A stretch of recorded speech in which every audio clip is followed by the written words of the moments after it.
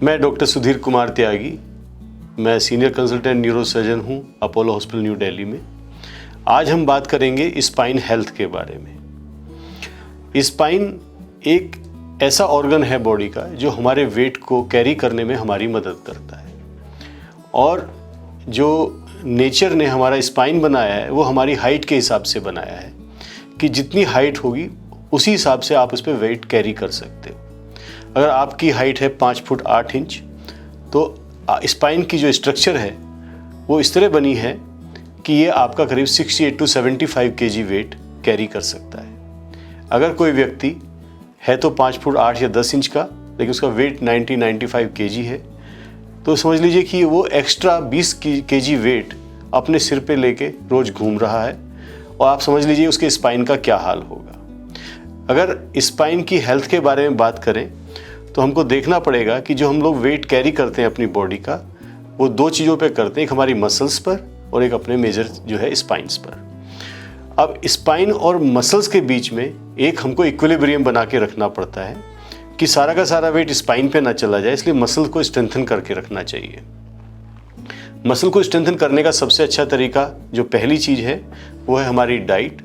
Diet में हमारा carbohydrate के साथ साथ प्रोटीन की मात्रा ज़रूर होनी चाहिए, जो कि हमारी मसल हेल्थ के लिए बहुत इम्पोर्टेंट है। दूसरी चीज़ है हमारी पोस्चर।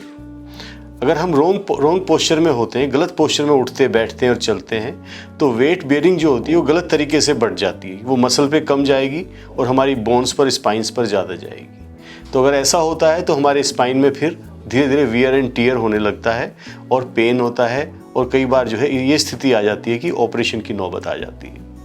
तो ये बहुत इंपॉर्टेंट है कि हम डेली जो अपनी वॉक है, उठना बैठना है, उसमें अपनी पोस्चर का इस तरह से ध्यान रखें कि वो स्ट्रेट हो और जो वजन है हमारा वो बराबर डिस्ट्रीब्यूट हो दोनों साइड में। तीसरी चीज़ है एक्सरसाइज। अगर हम स्पाइन को अपने हेल्दी रखना चाहते हैं तो ये बहुत इंपॉर्टेंट है कि हम जो रेगुलर एक्सरसाइज अगर लोग कर भी रहे हैं, उनको भी ये ध्यान रखना है कि वो स्पाइन की भी एक्सरसाइज करें। जो हमारा योगासन वगैरह बनाए गए हैं वो इस हिसाब से बनाए गए हैं कि हमारी जो मसल्स हैं और स्पाइन है वो लचीले रहें और उनमें टोन बनी रहे। तो इन सब चीज़ों को देखते हुए अगर हम इन चीज़ों को अपने डेली एक्सरसाइज में रखते हैं तो हमारा स्पाइन और हमारी मसल्स दोनों ही स्ट्रेंथन रहती हैं और वेट बेयरिंग दोनों पे बराबर रहती है और स्पाइन की हेल्थ अच्छी बनी रहती है। एक चीज़ और है जिसमें कि हम बात करते हैं कि कब आदमी को पता चलता है कि उसको स्पाइन में प्रॉब्लम हो रही है। जो सबसे कॉमन सिम्टम है वो है पेन। सबसे पहले आदमी को पता चलता है कि उसको कमर में या किसी भी स्पाइन के एरिया में, सर्वाइकल स्पाइन में, गर्दन में या लोअर बैक में या मिडिल बैक में पेन होना शुरू हो जाता है।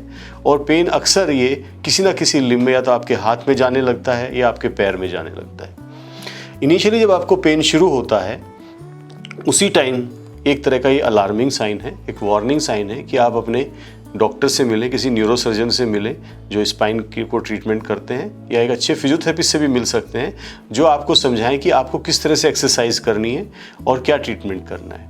इनिशियल ट्रीटमेंट जो होता है किसी भी स्पाइन प्रॉब्लम में वो कंजर्वेटिव होता है। कंजर्वेटिव में आते हैं आपके आइदर पेन किलर्स, एनाल्जेसिक जिन्हें हम कहते हैं। दूसरी चीज़ है एक्सरसाइज, जो कि हमारी आइसोमेट्रिक और आइसोटोनिक एक्सरसाइजेज होती हैं, स्पाइनल स्ट्रेचिंग एक्सरसाइज होती हैं और स्पाइनल एक्सटेंशन एक्सरसाइज होती हैं।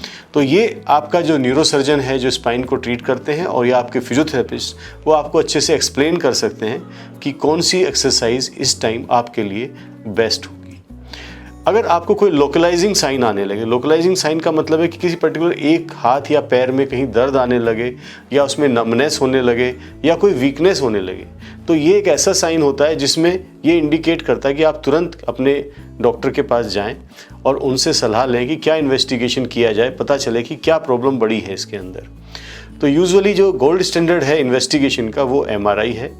जब भी कोई लोकलाइजिंग साइन आता है, लेटरलाइजिंग साइन आता है, तो उस कंडीशन में MRI ज़रूर करना चाहिए, या किसी को पेन कंजर्वेटिव ट्रीटमेंट पे ठीक नहीं हो रहा है उसको भी एक MRI करना चाहिए। MRI में ये पता चल जाता है कि आपको कोई मेजर प्रॉब्लम तो नहीं है, आपको सिर्फ अभी ये पोस्चर रिलेटेड और ये ऐसी कोई प्रॉब्लम है जिसको आप कंजर्वेटिवली ठीक कर सकते हैं, या आपको कोई सर्जरी की ज़रूरत है। अगर कोई सर्जरी की आवश्यकता होती है तो यूजुअली लोकलाइजिंग साइन के साथ जो डिजीज़ मिलती हैं मोस्टली वियर एंड टियर होती है, जिनको डिजेनरेटिव डिसऑर्डर्स कहते हैं, जैसे कि लंबर डिस्क प्रोलैप्स होना, सर्वाइकल डिस्क का खिसक जाना। रेयर केसेस में आपके कोई स्पाइनल ट्यूमर हो सकता है, तो उनको आप सर्जिकली किसी न्यूरोसर्जन के पास जाके आसानी से ट्रीटमेंट कराया जा सकता है। आज की तारीख में जो टेक्नोलॉजी है उसने हमारी जो न्यूरो सर्जरी है, स्पाइन सर्जरी है, उसको काफ़ी सेफ बना दिया है और अंडर माइक्रोस्कोप ये सब चीज़ें बहुत छोटे इंसिजन के साथ, बहुत छोटे कट के साथ इनको ट्रीट किया जा सकता है और पेशेंट को बहुत जल्दी 2 या 3 दिन के अंदर ही हम लोग मोबिलाइज कर देते हैं। डिस्क पेशेंट को तो हम नेक्स्ट डे मोबिलाइज करके उसके नेक्स्ट डे छुट्टी भी कर सकते हैं चलाकर। जो स्पाइनल ट्यूमर पेशेंट को 3 to 4 डेज में हम लोग डिस्चार्ज कर देते हैं ट्यूमर निकाल कर under microscope. Thank you very much.